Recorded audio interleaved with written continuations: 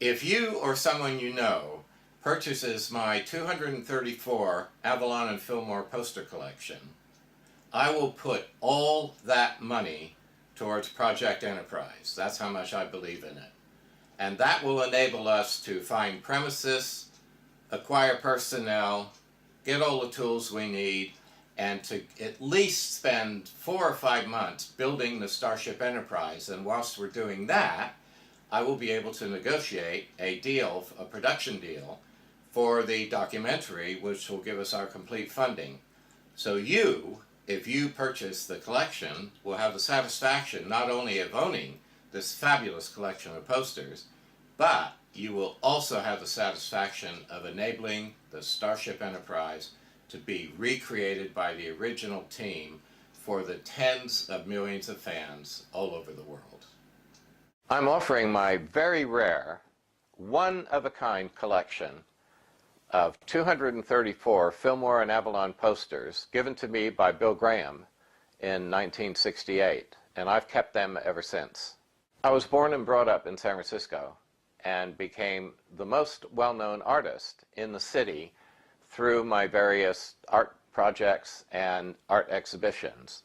And the one that kicked off my art career, if you will, was changing this stop sign at the top of a very steep hill in San Francisco, which everybody hated. And it made the front page of the Chronicle newspaper, which was the paper at the time. And at the time, San Francisco was a city, but it was also a small town. Everyone knew everyone else, and everyone knew what was going on in the town. It had that wonderful feel. It had all the advantages of having a city at your doorstep, but also all the advantages of being a small town. It was really a fabulous place, and obviously a very beautiful place to grow up in. As a result of my street art events, which included forming the Psychedelic Raiders with San Francisco's famous madam, Margot St. James, where we went out in the dead of night and painted fire hydrants bright, beautiful colors, which the city then tried to find and would paint out white again, much to the annoyance of the local people who really loved their fire hydrants. And as a result of my general notoriety, I ran into two guys who wanted to start a poster company, but they knew nothing about posters. But I liked them and they liked me, and I grew up in printing and I knew all there was to know about producing posters. So the three of us formed Funky Features, which became San Francisco's most famous and most successful poster company. And we started out with my Light My Fire poster, which was my interpretation of the Doors' Light My Fire. And for the Light My Fire poster, I used Funky Sam, one of my partners, the other one being Funky Jack, and I was, guess what? Funky Paul. And that's a name that has stuck with me even till today. So this is Sam and his wife Jan at the time embracing, and I took a Polaroid of them and then drew the poster from that. And that kicked Funky Features off. I mean, Light My Fire was a very popular song, and the poster was hugely popular and was ripped off all over the world and put us on the map. And I followed that up with A Day in the Life, which was also hugely popular.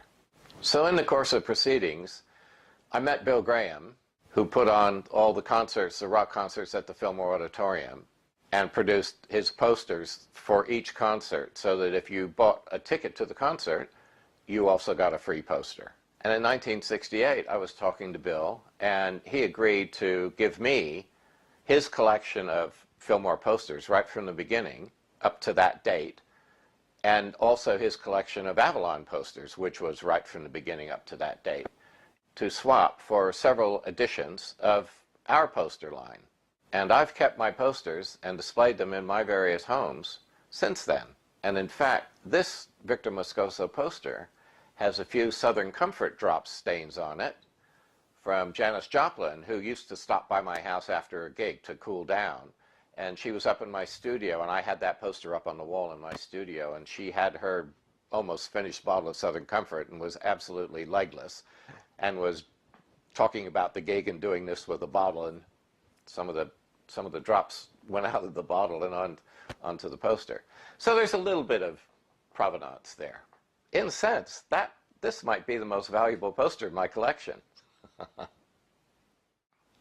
Now this is one of my favorite posters in my collection because This photo of this woman was taken in late 1880 or very early 1881 in Tombstone, Arizona, just before the gunfight at the OK Corral in Tombstone. And this is Josephine Sarah Marcus Earp. That's right, Wyatt's wife, but before he met her. So I love it. And I've given a few posters away over the years. 2 of the cream posters I gave to Ginger Baker a long time ago because he didn't have any. And now I wish I hadn't, but that's a done deal. But I still have 234.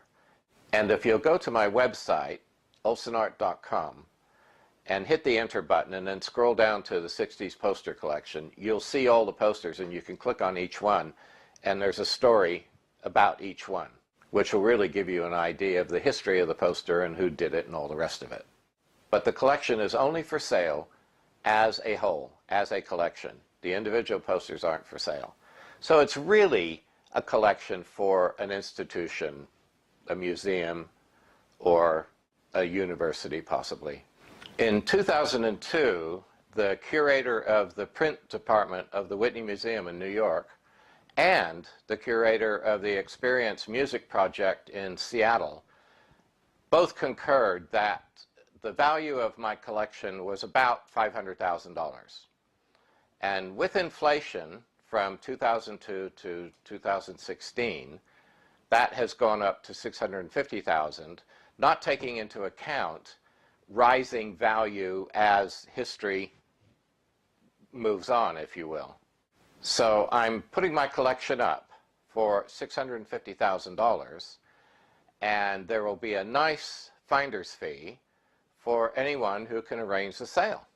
If you know someone who knows someone who knows someone, please pass the word along, and there'll be a nice little commission in the sale for you.